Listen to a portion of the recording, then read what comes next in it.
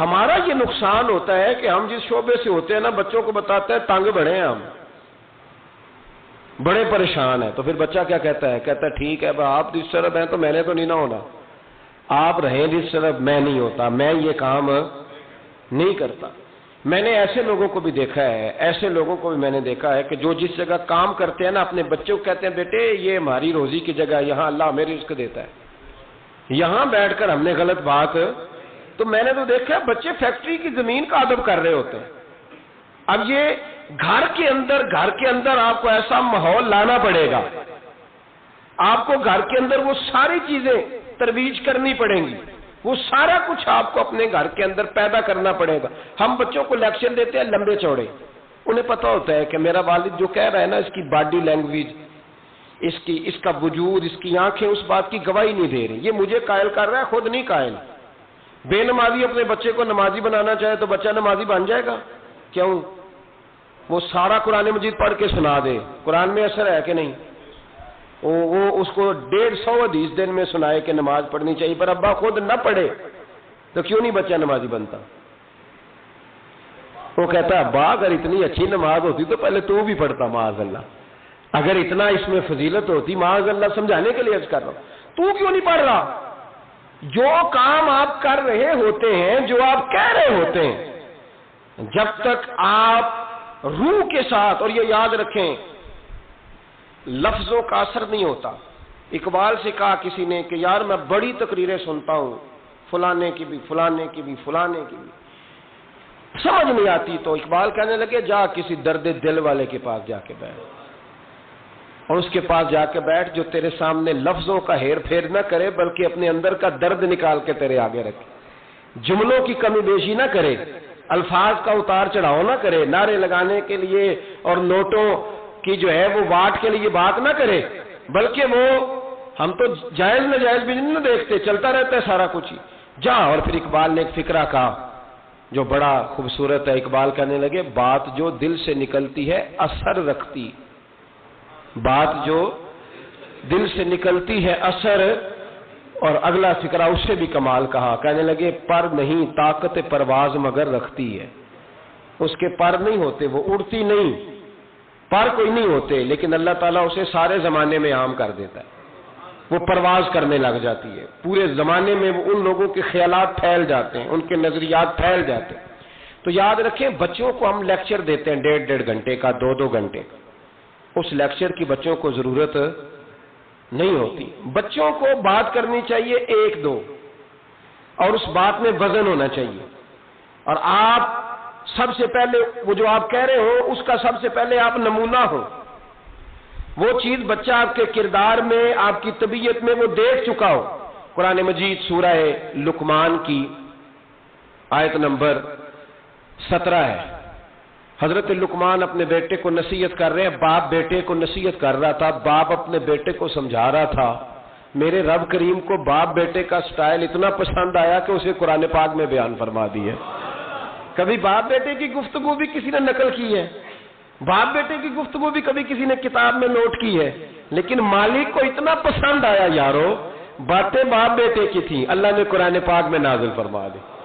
یار اتنا خوبصورت تھا باپ بیٹے کا انداز تکلم دیکھیے، باپ بیٹے سے کہتا یا بنیا، اے میرے بیٹے، اے میرے اللہ، انہیں کیا اوہ ادھر آئے نا، یا بنیا، اے میرے، دیکھیں لفظوں کا حسن، اے میرے بیٹے، اپنے حق میں قائل نہیں کیا کہ میں بوڑھا ہو گیا ہوں، بڑی محنت کی، اب تو پیسے کمایا کر، مجھے دیا کر، تجھے نہیں پتا ماں باپ کی۔ ہم سارا دیہڑی یہی ڈیوٹی کرتے ہیں، سارا دن یہی کام ہے کہ میری قدر کر، باقی سب ٹھیک ہے۔ حضرت سیدنا لقمان اپنے بیٹے کو کیا کہتے یا بنیا اقم الصلاۃ، اے میرے بیٹے نماز قائم کر، نماز قائم کر، نماز قائم کر۔ نماز قائم کرنے کا معنی یہ کہ ظاہری آداب کے ساتھ بھی پڑھ، باطنی آداب کے ساتھ بھی پڑھ۔ اور پھر حضرت لقمان بیٹے کو بٹھا کے آغوش محبت میں پیغام دیتے ہیں، کہتے ہیں نماز قائم کر، اور پھر یہ نہیں کہا کہ تو اپنی قبر صحیح کر، تجھے کیا لگے دوست تیرے پڑھتے ہیں کہ نہیں پڑھتے، یہ نہیں فرمایا، فرمایا اقیم الصلاۃ، نماز پڑھ، وامر بالمعروف وانہا عن المنکر، پھر تو لوگوں کو بھلائی کا حکم دے اور برائی سے منع کر۔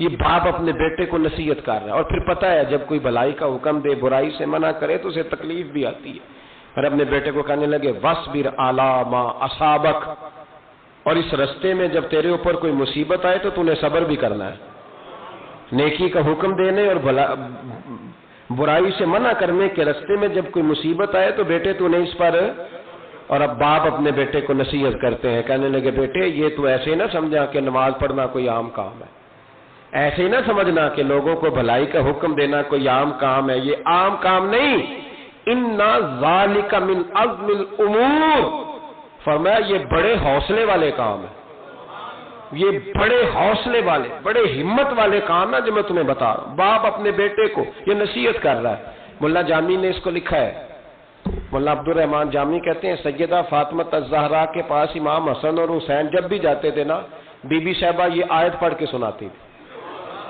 یہ آیت بی بی صاحبہ سناتی تھی کہ بیٹے نماز قائم رکھنی ہے، بھلائی کا حکم دینا ہے، برائی سے روکنا ہے، اور اس رستے میں جو مصیبت آئے گی اس پہ، اور ان ذالک من عزم الامور، بیٹے یہ معمولی کام نہیں، یہ بڑے عزم والے کام ہیں، یہ بڑے حوصلے والے۔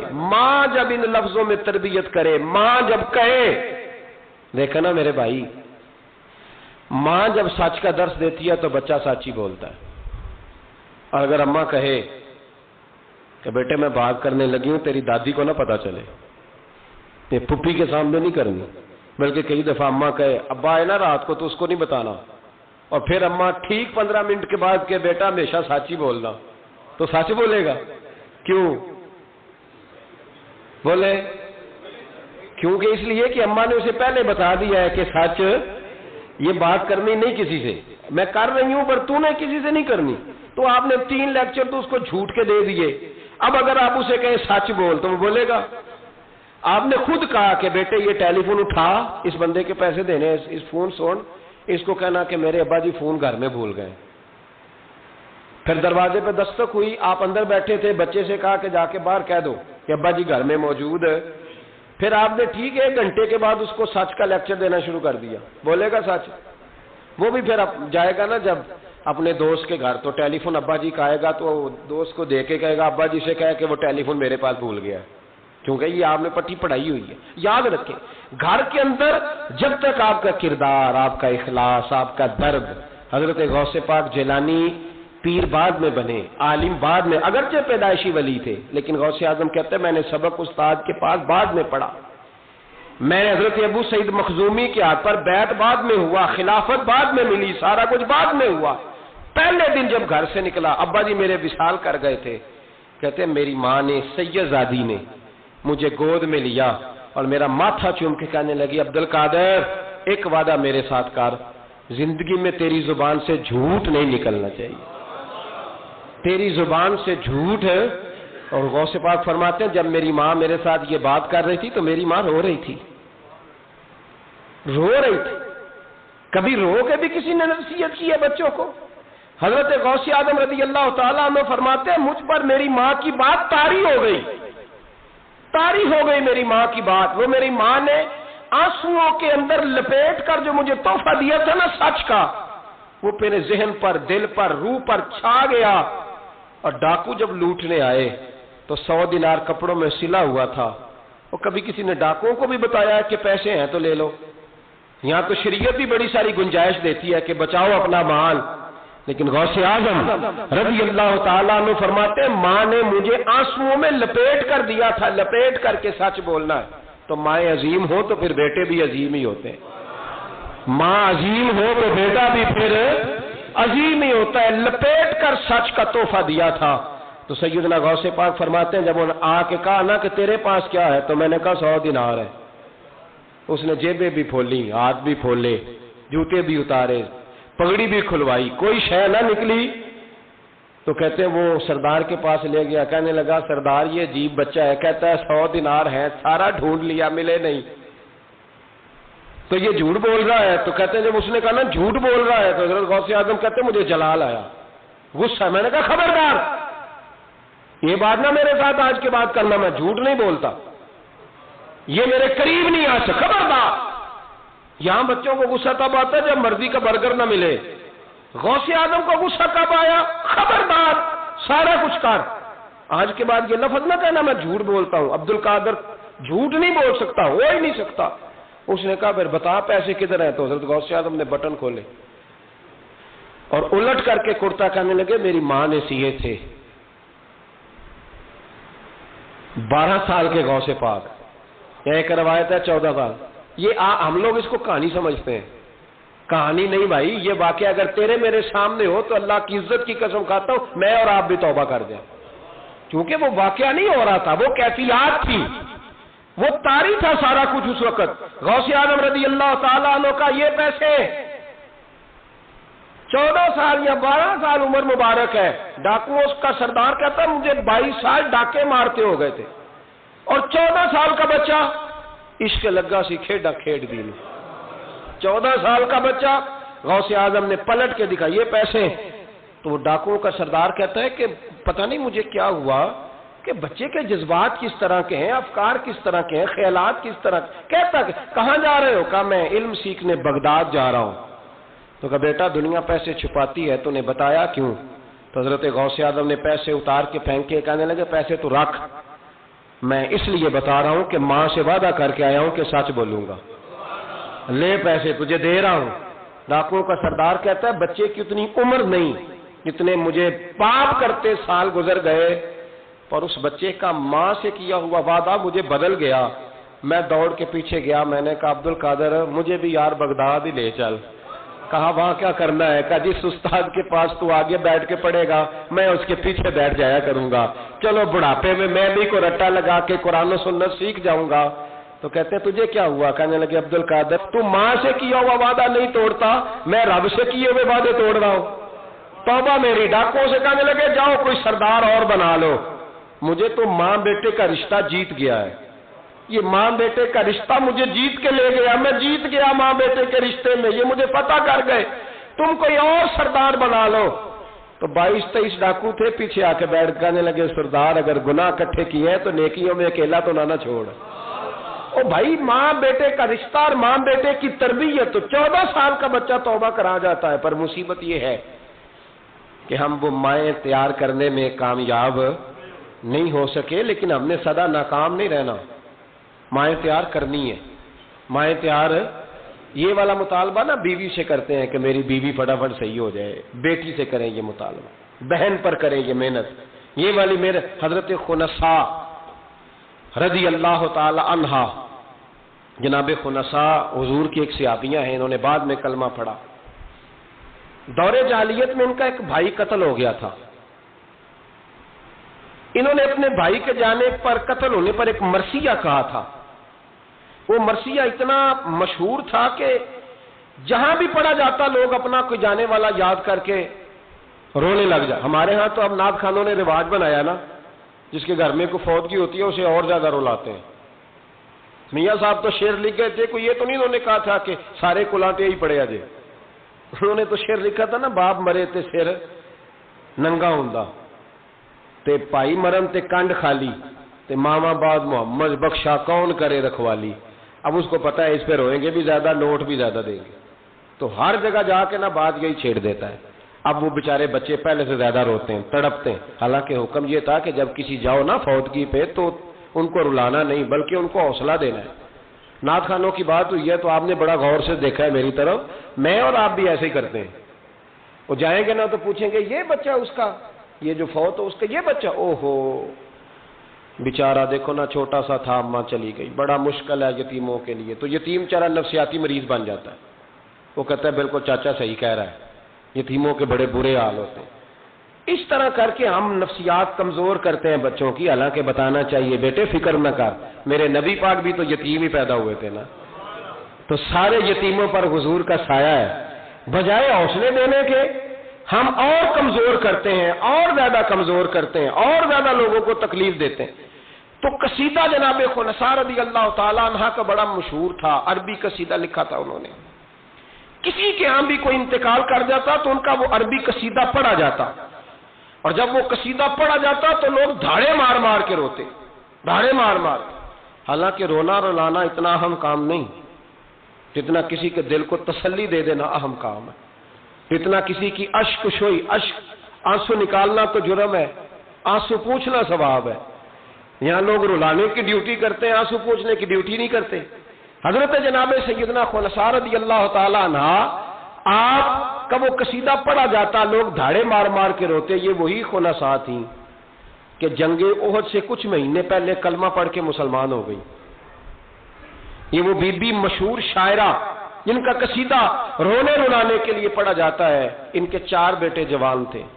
احد کے لیے جب رسول رحمت صلی اللہ علیہ وسلم نے اعلان کیا نا، فوجی آئے، مائیں بہنیں بچے تیار کریں بھیجیں، تو ان کی سہیلیاں کہنے لگی کلمہ تو پڑھ گئی ہے، تیرے بچے بھی پڑھ گئے ہیں، پر تیرا سب کو پتا ہے تیرے بچے کوئی نہیں جائیں گے، اس لیے کہ ایک بھائی کے جانے پر تو نے قصیدہ لکھا ہے تو آج تک پڑھا جا رہا ہے، تو 4 بچے کیسے تیرا نہیں جاتا؟ جناب خنساء چوپ ہیں۔ جب جنگ احد کے لیے سپاہی اور مجاہد نکلنے لگے تو 4 بیٹے لے کے چوک میں آ گئی۔ وہ بی بی جس کا رونا دھونا مشہور تھا، وہ اپنے بچوں کو چوک میں کھڑا کر کے کہتی ادھر دیکھو، قسم ہے مجھے اللہ کی عزت کی، میں نے تمہارے باپ کے ساتھ، یہ ماں لیکچر دے رہی ہے اور چوک میں دے رہی ہے تاکہ دنیا کو پتہ چل جائے۔ جناب خنساء کا خطبہ مدینے کے چوک میں، کہنے لگی مجھے اللہ کی عزت کی قسم، میں نے جاہلیت کے زمانے میں بھی تمہارے باپ کے بستر کو کبھی ناپاک نہیں کیا، کبھی ناپاک نہیں کیا، میں نے طیب اور طاہر بچے پیدا کیے، اور میں نے تمہیں اپنے سینے سے اپنے وجود کی خوراک تمہیں دی، دودھ پلایا۔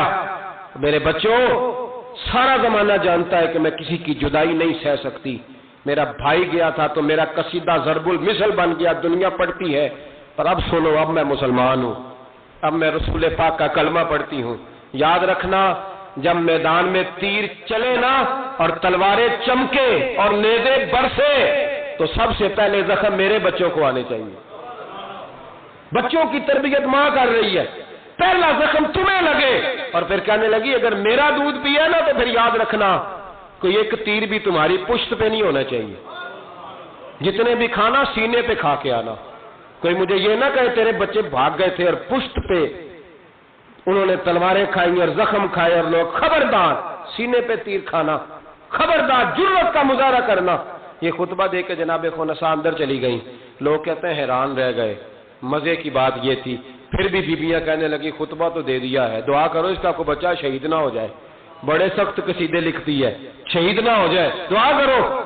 لیکن اللہ بڑا ہی بے نیاز ہے، ان کے 4 بچے شہید ہو گئے، 4، 18 زخم تھے بچوں کے پر، تھے سارے سینے پہ، 18 گھاؤ تھے تلواروں کے پر، سارے سینے پہ۔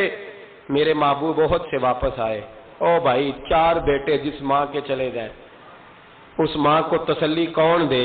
جناب خنساء آ کے کھڑی ہوئی تو صحابہ کہتے ہیں ہمارا خیال تھا کوئی درد والا شعر پڑے گی، رلا دے گی دنیا کو، لیکن میرے حبیب پاک نظر اٹھائی، کہا خنساء تجھے پتا ہوگا تیرے 4 بیٹے شہید ہو گئے۔ کہنے لگی حضور یہی تو دکھ ہے۔ جب کہا نا یہی دکھ ہے تو کان کھڑے ہو گئے لوگوں، حضور یہی تو دکھ ہے، یہی تو پریشانی ہے۔ محبوب نے فرمایا کیا پریشانی ہے؟ کہنے لگی حضور یہی تو پریشانی ہے، میرے 4 تھے، دل کرتا ہے میرے 14 ہوتے۔ حضور یہی تو دکھ ہے، 4 تھے، دل کرتا ہے 400 ہوتا۔ 4 کروں تیرے نام پہ جان فدا، نہ بس ایک جان 2 جہاں فدا، سونیا میرا 2 جہاں سے بھی نہیں جی بھرا، میں کروں کیا کروڑوں جہاں نہیں۔ کہ حضور 4 تھے، اور پھر مسجد نبی آج بھی اس ماں کی جرت کی گواہ ہے کہ ماں پوچھنے لگی سونیا میں یہ نہیں پوچھنے آئی کہ میرا کوئی بچہ ہے کہ نہیں، یہ پوچھنے آئی ہوں کہ میرے بیٹوں نے کوئی پشت پہ زخم تو نہیں کھایا؟ حضور کوئی پشت پہ زخم تو نہیں کھایا میرے بچوں نے؟ کوئی پشت پہ زخم؟ تو رسول پاک نے فرمایا خنساء تیری جرت کو اللہ قبول فرمائے، تیرے بچوں نے جتنے بھی زخم کھائے ہیں سینوں پہ کھائے۔ میں نے کہا مائیں عظیم ہو تو بچے بھی عظیم ہوتے ہیں، اور اگر ماں کسی کے سائے کا اندھیرا دیکھ کے ڈر جائے تو بچوں میں جرت کیسے آئے گی؟ بچے کربلا کے میدان میں کیسے جائیں گے؟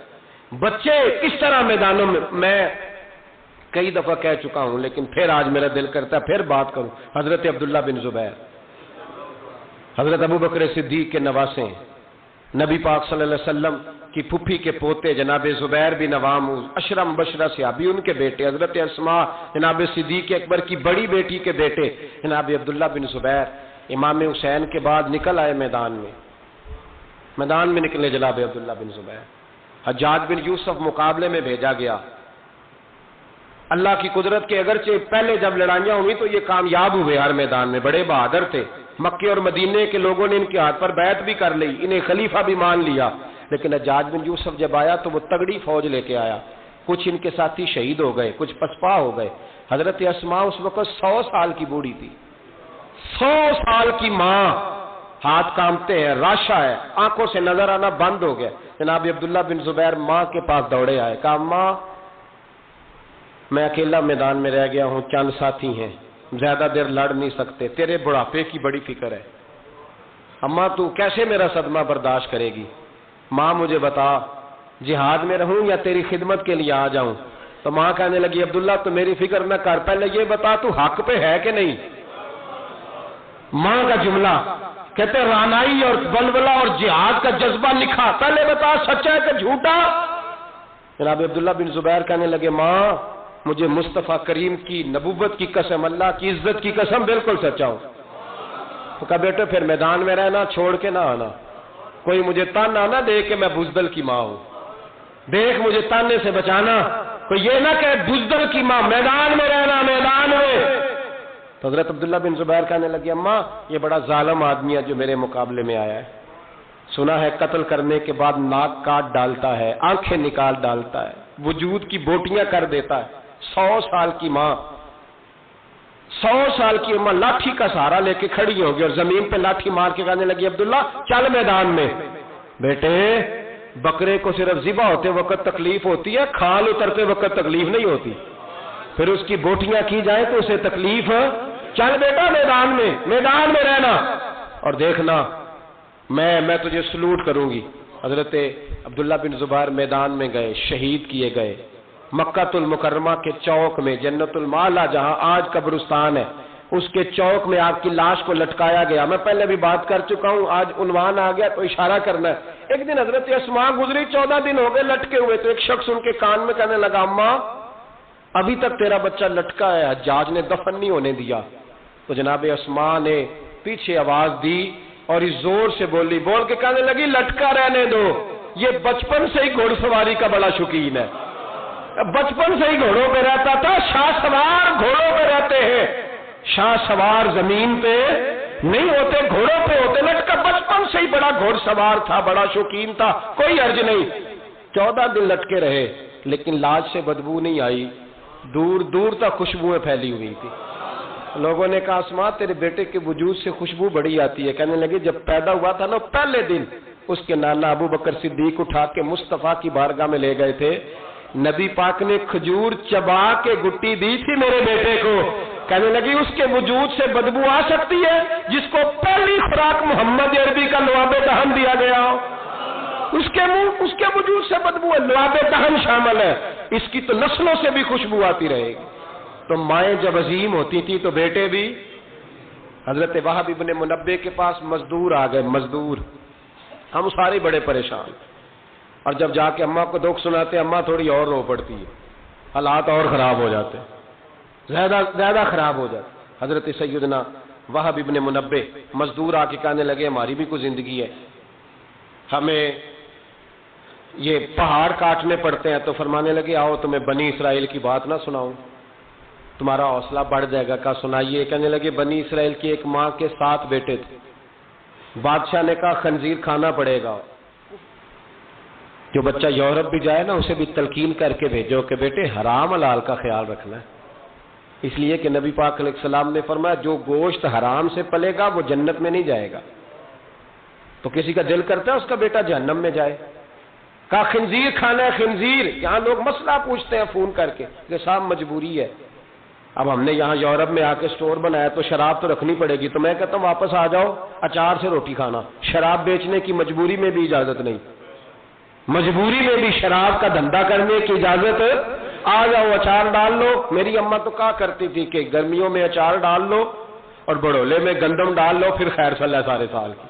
تو آؤ اچار ڈالو, گندم ڈالو, گزارا صحیح ہوگا, کوئی حرج نہیں. لیکن شراب بیچنے کی مجبوری میں بھی اجازت. بول کے بتائیں, بول کے گواہی دے. شراب بیچنے کی مجبوری میں بھی اجازت ہے, بالکل اجازت نہیں, قطعاً اجازت نہیں.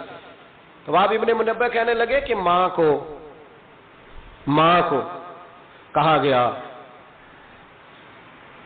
کہ خنزیر کا گوشت تیرے بچے نہیں کھاتے تو فساد برپا ہوتا ہے ملک کے اندر. بادشاہ کافر تھا تو خنزیر کھانا پڑے گا. تو ماں کہنے لگی یہ نہیں کھائیں گے. تو بادشاہ نے ماں کی آنکھوں کے سامنے بڑا بیٹا قتل کیا, پھر چھوٹا قتل کیا. وہاں ابن منبہ کہتے ہیں بنی اسرائیل کی اس بی بی کے سامنے 6 بیٹے قتل ہوئے, 6 بیٹے صرف کس بات پر کہ خنزیر کا گوشت کھانا ہے. تو ماں نے کہا نہیں, میں اپنے بچوں کو حرام کھانے کی اجازت, حالانکہ شرعی مسئلہ ہے, جان بچانے کے لیے گنجائش ہے, لیکن جو ڈٹ جائے گا وہ بڑا شہید ہوگا, اس کا درجہ پھر بڑا ہوگا. 7ویں بیٹے کی باری آئی تو ماں کی آنکھوں میں آنسو ٹپکے. 6 بیٹے قتل ہوئے تو اماں روئے بھی نہیں. وہاں ابن منبہ کہتے ہیں بادشاہ کہنے لگا کہ اب نرم ہو گئی ہے, 6 بیٹے اکٹھے قتل ہو گئے. کہنے لگا اس کو سائڈ پہ جا کے سمجھا لے, ہے بھی چھوٹا, اگر یہ کھا لے گا گوشت خنزیر کا معاذ اللہ تو میں چھوڑ دوں گا, کم از کم تیرے بڑھاپے کا ایک سہارا تو رہ جائے گا. تو اماں بیٹے کو کونے میں لے گئی, جا کہنے لگی بیٹا ماں ہوں نا, ایک آنسو نکل آیا, کیا کروں, مجبور ہوں, لیکن یاد رکھنا اگر میرا دودھ پیا تو میں نے تمہیں حلال کا دودھ پلایا ہے, حرام کا لقمہ نہیں جانا چاہیے. ماں مسکراتی ہوئی بچے کو لے کے آئی تو بادشاہ کہنے لگا سمجھا دیا, کہنے لگی سمجھا دیا, وہی کرے گا جو میں نے کہہ دیا ہے, وہی کرے گا جو میں نے. تو بادشاہ نے گوشت رکھا خنزیر کا لا کے سامنے, تو بچے نے اٹھا کے گوشت بادشاہ کے منہ پہ پٹکا اور پٹک کے کہنے لگا ہمیں کمزور سمجھتا ہے, جو خدا کی توحید والے ہو وہ کمزور نہیں پڑا کرتے. کہا یہ سمجھایا تھا, کہا نہیں سمجھایا تو ذرا زیادہ تھا پر اس کے ہاتھ ہی پھر پلیٹ آئی ہے. سمجھایا تو ذرا زیادہ تھا پر صرف جو چیز ہتھے آنی تھی وہی مارنی تھی نا, تلوار اس کے قبضے میں تھی نہیں ورنہ تیری گردن اتار دیتا. تو حضرت وہاب ابن منبہ فرمانے لگے ماں بھی شہید ہو گئی اور 7واں بیٹا بھی شہید ہو گیا, لیکن کہتے ہیں وہ 7 نے جب جان دی تو پھر فوجیں آئیں, پھر انقلاب آیا, پھر وہ جو بادشاہ لوگوں کو خنزیر کھلایا کرتا تھا وہ قتل ہوا, پھر بنی اسرائیل میں انقلاب آیا. او بھائی اگر امام علی مقام رضی اللہ تعالیٰ عنہ کی اماں انہیں تیار نہ کرتی, یہ دیکھیں نا میں اپنی بات نہیں کرتا, علامہ اقبال کہتے ہیں لوگ, اقبال کہتے ہیں فارسی کلام اقبال کا اسرار بے خودی, اقبال کہنے لگے میرے پاس لوگ آ کے کہتے ہیں حسین کے خون میں بڑا کمال ہے, تو میں کہتا ہوں نہیں, فاطمہ کے دودھ میں بڑی تاثیر ہے. کہتے ہیں لوگ مجھ سے آ کے کہنے لگے کہ حسین کا حوصلہ بڑا ہے, تو میں نے کہا نہیں, فاطمہ رضی اللہ تعالیٰ عنہ کی تربیت ہی بڑی شاندار ہے, بڑی شاندار تربیت ہے. ماں فاطمہ ہو اور بیٹے حسن اور حسین نہ ہو تو یہ کیسے ہو سکتا ہے؟ یہ دلیری ہے, یہ ہمت ماں کی دی ہوئی, ماں کا دیا ہوا حوصلہ جو میدان کربلا میں لا کے کھڑا کیا. ایک بزرگ گزرے سفیان بن عینیہ, ان کی اماں نے نا اپنے بچے کو کہا جا دین سیکھ, بہت بڑے محدث ہیں. کہتے میں غریب تھا, میری ماں نے جب استاد کے پاس بھیجا تو کہنے لگے بیٹے اپنے استاد سے نا سبق بعد میں پڑھنا, استاد کی نوکری پہلے کرنا اور دیکھنا خدمت کرنا. ہمارے استاد تھے, بزرگ تھے, سید مراتب علی شاہ صاحب, حضرت محدث اعظم پاکستان مولانا سردار احمد صاحب رحمۃ اللہ علیہ کے وہ شاگرد تھے. اب تو ہر بچے کو شکایت ہے نا استاد کام بڑا کراتے ہیں. جی مجھے کل بھی انہوں نے بھیجا تھا, 2 فوٹو کاپیاں کرا کے لے آؤں, اسکول سے گیا تھا میں, موٹر سائیکل پہ گیا, 2 فوٹو کاپیاں پوری کرائی ہیں مجھ سے, حالانکہ پیسے بھی انہوں نے دیے, پھر بھی بڑا کام کراتے ہیں, استاد کے پاس نہیں پڑھنا. سید مراتب شاہ صاحب فرماتے ہیں کہ میں چھٹی آیا, چھٹیاں ہوتی تھی شعبان میں, تو میرے والد سید غلام حسین شاہ صاحب رحمۃ اللہ تعالیٰ علیہ کہنے لگے مراتب علی آ گئے ہو؟ میں نے کہا حضور مدرسے میں چھٹیاں ہو گئی. تو کہنے لگے تیرے استاد کو بھی چھٹیاں ہو گئی ہیں؟ کہانی حضور وہ تو گھر ہی ہیں. تو کہنے لگے سارے شاگرد آ گئے؟ کہا ہاں. کہنے لگے بیٹے تو واپس جا کے ان کی خدمت کر, ان کی ڈیوٹی کر, اس لیے کہ تو ان کی ڈیوٹی کرے گا نا تو جو دعا تجھے وہ ملے گی نا وہ دعا تیرے علم کو تیرے حق میں نفع بخش کر دے گی. حضرت سفیان بن عینیہ والدہ کہنے لگی بیٹا دین پڑھنا؟ کہا ہاں. تو کہتے ہیں اماں نے خود پگڑی باندھی میرے سر, علماء والا لباس پہنایا. کہنے لگے پہلے استاد سے اخلاق آداب سیکھنا پھر علم سیکھنا. اور میری ماں کہنے لگی بیٹا ایک لفظ بیچ کر بھی دین کا دنیا نہ کمانا. تو میں نے کہا اماں میں کھاؤں گا کیسے؟ تو کہتے ہیں میری اماں نے نا چرخے کے اوپر چادر دی ہوئی تھی, وہ چادر اتار دی. کہنے لگی بیٹا جب تک میری ہمت ہے میں چرخہ چلاتی رہوں گی, تیرے خرچے پورے ہوتے رہیں گے. تو کہتے ہیں ساری زندگی حضرت سفیان بن عینیہ کہتے ہیں ماں نے چرخہ کاٹا اور میں نے رسول اللہ کا دین پڑھا اور دین پڑھایا۔ کچھ چیزیں ایسی ہوتی ہیں جو کہتی ہیں کہ آج چھٹی نہیں کرنی، آج دور تک چلنا ہے۔ کچھ مضمون بھی جمعے کے ایسے ہوتے ہیں جو کہتے ہیں مجھے ختم نہیں کرنا، باتیں ذرا لمبی چلنی چاہیے۔ میں آپ کا لحاظ کرتا ہوں، میرے سجن بڑے سیانے میرے سامنے گھڑی لگائی ہے انہوں نے، سمجھدار لوگ اس طرح کے کام کرتے ہیں نا جی۔ ایک دن میں نے یہ بھی دیکھا کہ اس گھڑی میں اور اس گھڑی میں تھوڑا فرق ہے، وہ 2-3 منٹ آگے ہے۔ کبھی کبھی یہ پیار کے ساتھ نا معاملات ہوتے رہتے ہیں، لیکن الحمدللہ یہ واحد مسجد ہے جس میں کوئی بندہ گھڑی نہیں دکھاتا۔ میرے خیال میں شاید یہ اور بھی ہوں گی، کوئی بندہ یہاں گھڑی نہیں دکھاتا الحمدللہ، بلکہ مجھ سے شکوہ ہی ہوتا ہے لوگوں کا کہ آپ جلدی چھٹی کر دیتے ہیں، تھوڑا زیادہ چلنا چاہیے۔ لیکن کچھ مضمون ایسے ہوتے ہیں میرا دل کرتا ہے لمبے چلیں، آپ یقین کریں میرا دل کرتا ہے، ایسے لگ رہا ہوتا ہے جیسے میں اپنی بات کر رہا ہوں، ایسے لگ رہا ہوتا ہے جیسے یہ ایک ایسی کہانی ہے جو دل کرتا ہے دور تک چلے، لیکن میں نہیں لمبا لے کے جاؤں گا۔ میں چیزوں کو سمجھتا ہوں، وقت میں رہوں گا، چھلک چھلک کے میرے سامنے روایتیں آ رہی ہیں، واقعات آ رہے ہیں، چیزیں آ رہی ہیں۔ ایک درویش کی بات کر کے سمیٹنے کی طرف حضرت ابراہیم بن یزید نخعی رحمت اللہ تعالی علیہ، حجاج بن یوسف نے جب بڑے ظلم کیے نا تو ایک شخص اٹھا حضرت ابراہیم بن یزید نخعی رحمت اللہ، جنہوں نے حجاج کے خلاف فتویٰ دیا کہ ظالم ہے، اور پھر تقریریں کی کہ ظالم ہے۔ لوگ سمجھتے ہیں کہ علماء کی تقریروں سے کیا ہوتا ہے، علماء کی تقریروں سے انقلاب آ جاتا ہے۔ آپ یقین کریں علماء کا قلم تلوار سے زیادہ کام کر دکھاتا ہے۔ فتویٰ بھی دیا، تقریریں بھی کی، اس قدر زیادہ ان کے فتوے کی نقلیں تیار کر کے بانٹی گئی کہ حجاج پریشان ہو گیا۔ سپاہیوں کہنے لگا گرفتار کر کے لاؤ ابراہیم بن یزید نخعی، جہاں ملے گرفتار کرو۔ سپاہی گرفتار کرنے گئے۔ علماء اور مشائخ سے جو لوگ پیار کرتے ہیں نا، وہ روح کی گہرائیوں سے پیار کرتے ہیں، جانے دیتے ہیں اپنے بزرگوں کے ناموں پر۔ لوگ ان کو اٹھا کے لے گئے، کہا بابا جی ہم حفاظت کریں گے، دور ان کو کہیں چھپا دیا۔ فتویٰ ان کا دھڑا دھڑ چل رہا ہے، اور بھی کوئی بات وہ کرتا تو آپ فتویٰ دیتے، وہ چھپ جاتا، وہ چھپ کے اپنی ڈیوٹی کر رہے ہیں، اور ایک کونے میں بیٹھے ہیں مورچے میں، پھر بھی ان کا جو نظام ہے وہ پورا عروج پہ ہے، حجاج کی کرسی کانپ رہی ہے۔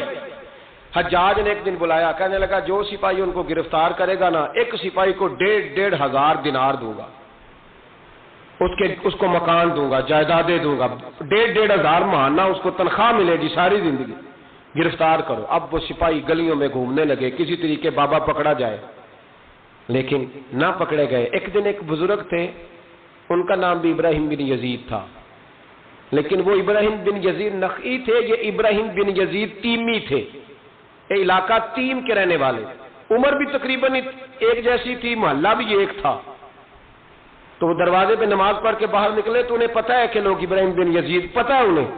کہا تمہارا نام کیا ہے؟ کہنے لگے ابراہیم، والد کا نام کا یزید۔ ابراہیم بن یزید کہا اٹھاؤ بھائی، خوشی کی انتہا نہ رہی، پکڑا لے گئے، رستے میں بھی مارا، تھانے لے جا کے، جیل لے جا کے بھی مارا، اتنا مارا کہ بزرگوں کا رنگ بدل گیا، منہ اور ناک سے خون آنے لگا۔ جا کے حجاج کو کہا تیرا مجرم ابراہیم بن یزید پکڑا گیا۔ حجاج نے بڑے انعامات دیے، تنخواہیں ہمیشہ کے لیے لگ گئیں، پلاٹ نام ہو گئے۔ انہوں نے بتایا نہیں کہ میں تیمی ہوں، نخعی نہیں۔ مار کھاتے رہے، جیل میں رہے۔ اب فوجیں چپ کر کے بیٹھ گئیں، ان کا جو فتویٰ تھا وہ زیادہ پھیلنے لگ گیا، کیونکہ اب ان کی تلاش ختم ہو گئی، خطرہ ختم ہو گیا، کام وہ زیادہ کرنے لگ گئے۔ یہاں یہ گرفتار ہو گئے، حالات بڑے کٹھن ہوئے۔ کچھ علاقوں میں کچھ جیلیں سخت ہوتی ہیں۔ حجاج بن یوسف نے دماس نام کی جیل بنائی ہوئی، اس جیل میں جناب ابراہیم بن یزید تیمی کو ڈال دیا۔ آپ کی عمر 60 سال تھی، ماں کی عمر 90 سال تھی۔ ماں بیٹا ڈھونڈنے لگی، ڈھونڈتے ڈھونڈتے ڈھونڈتے ڈھونڈتے کسی نے بتایا کہ وہ ابراہیم نخعی کے دھوکے میں تیرے بیٹے کو لے گئے۔ ماں جیل پہنچی، بیٹا ماں سے جب ملا تو بیٹا قدموں میں گرا، چہرہ دیکھ کے ماں کا کلیجہ پھٹ آیا، اتنے زخم میرے بیٹے کے وجود پر۔ کہا بیٹا، انہیں بتایا کیوں نہیں کہ تو تیمی ہے، نخعی نہیں، بتایا کیوں نہیں؟ تو جناب ابراہیم تیمی نے ماں کے منہ پہ ہاتھ رکھا، اماں چپ کر جا، میں ایک جاہل آدمی ہوں، میرے وجود سے امت کا فائدہ کوئی نہیں، وہ رسول اللہ کے دین کا چمکتا ہوا چراغ ہے۔ اماں ان کی وجہ سے کتنے سینے روشن ہیں، کتنے دلوں میں ایمان کی تازگی ہے، کتنی آنکھوں میں رسول اللہ کی محبت کا نور ہے۔ اما ابراہیم بن یزید نخعی کی وجہ سے ظالم کانپ رہے ہیں، ڈر رہے ہیں، اور مظلوم اٹھتے ہیں کہ ہمارا بھی کوئی ہے نام لینے والا۔ اما نہ، میری وجہ سے اگر وہ بچ سکتے ہیں تو میں کئی جانے دینے کو تیار ہوں۔ مہربانی کر اما، تو نے نہیں کہنا، تو نے کسی کو بتانا نہیں۔ ماں کہنے لگی بیٹا تو نبی پاک کے دین کے غلام پر جان دینے لگا؟ کہا ہاں۔ اما کہنے لگی پھر میں کسی کو بتاؤں گی نہیں، بلکہ میں تیرے حوصلے کی دعا مانگوں گی۔ اور ماں کہنے لگی بیٹا اگر قیامت کے دن اللہ نے مجھ سے پوچھا نا کہ تیرے بیٹے نے تیرے حق ادا کیے کہ نہیں کیے، تو میں کہوں گی مالک میں اپنے بیٹے سے بڑی راضی ہوں، اور اللہ میرے بیٹے کو بغیر حساب کتاب جنت دے، میں تیرے لیے دعائیں مانگوں گی۔ ماں تسلی دے کے بیٹے کو گھر آ گئی۔ حضرت ابراہیم تیمی کو اتنا مارا کہ 3 دن کے بعد جیل میں شہید ہو گئے۔ جب وہ شہید ہوئے، حجاج بن یوسف رات کو خواب دیکھتا ہے کہ آج تیری سلطنت میں کوئی جنتی فوت ہو گیا، جنتی فوت ہو گیا، جنتی انتے۔ حجاج نے پورے ملک میں پتہ کرایا تو کہا ایک ہی بندہ فوت ہوا ہے جو جیل میں تھا۔ تو حجاج آئے وہاں، جس وقت حجاج وہاں پہنچا نا، سرانے آ کے میت کے کھڑا ہوا، اسی وقت ایک تازہ فتویٰ آیا، چونکہ حضرت ابراہیم نخعی کو نہیں خبر تھی کہ میری جگہ پہ وہ بندہ شہید ہو۔ تازہ فتویٰ آیا کہ سنا ہے آج صبح ایک اور بندہ اس کے تشدد سے قتل ہو گیا، مسلمانوں پہ ضروری ہے اس ظالم کے خلاف اٹھیں۔ جب فتویٰ پڑھا تو نیچے دستخط تھے۔ ابراہیم بن یزید نخعی کہنے لگا ظالم ہو، یہ تو خواب میں دیکھیے جنتی بہت ہو گیا، تو یہ اگر ابراہیم نخعی نہیں تو یہ فتویٰ کس کا آیا ہے؟ تو لوگوں نے کہا حضور پہلے بھی ہمیں کسی نے بتایا تھا یہ تیمی ہے، نخعی نہیں۔ یہ بولے نہیں، ان کے نام پہ جان دے گئے۔ کہنے لگا پھر پکڑو ابراہیم نخعی کو۔ تو حضرت سعید بن جبیر پیچھے کھڑے تھے، کندھے پہ ہاتھ رکھ کہنے لگے حجاج بس کر، بس کر، اب ان کے پیچھے فوجیں نہ دوڑانا، جن کے نام پر جان دینے والے جنتی ہیں اس بزرگ کی اپنی شان کتنی ہوگی، اس کے حصے پہ جو جان دے گیا جب اس کے لیے تجھے جنتی کی خواب آئی ہے۔ حضرت ابراہیم بن یزید نخعی ان کے بعد ایک عرصے تک زندہ رہے۔ تو آپ جب ہاتھ اٹھاتے تھے دعا پتہ کیا کرتے تھے؟ کہتے تھے یا اللہ ابراہیم تیمی کی ماں پہ رحم فرما، ابراہیم تیمی کی ماں پہ رحم فرما۔ تو لوگ کہتے حضور جان بیٹے نے دی اور دعا ماں کے لیے، فرمانے لگے جان بیٹے نے دیا پر حوصلہ اس کی اماں نے دیا ہے، جان بیٹے نے دی ہے پر اسے جان دینے کے لیے دعا اس کی مائیں عظیم ہو، تو بیٹے بھی بیٹیوں کی تربیت کریں، بہنوں کی تربیت کریں، ان پر محنت کریں، ان کی وجہ سے گھر روشن ہے، ان کی وجہ سے گھر چمکتا۔ یہ اگر گھر میں امن قائم کرنا چاہیں گی تو جلدی امن قائم ہو، ان کے سبب سے روشنی زیادہ پھیلے گی۔ مائیں عظیم پیدا کریں معاشرے میں، عظیم، پھر دیکھیں بڑے بڑے عظیم بیٹے پیدا ہوں گے۔ رب کریم سمجھنے کی توفیق عطا فرمائے۔ آخر دعوانا ان الحمدللہ۔